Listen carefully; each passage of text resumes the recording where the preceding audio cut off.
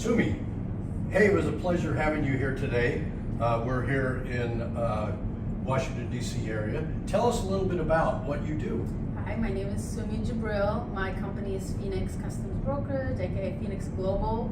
We're a customs brokerage and freight forwarders.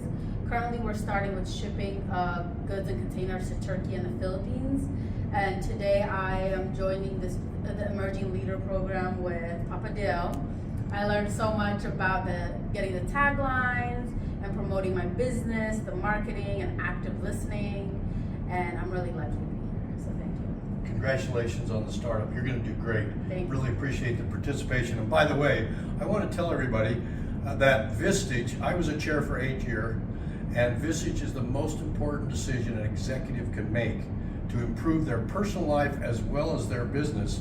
The results are in. My group alone had a 5 to 10x in revenue, profits, and value by joining Vistage. So I'm privileged to be here with Brian and his Emerging Leaders Group. And Sumi, you were a great participant. Thank you for being part of the team today. So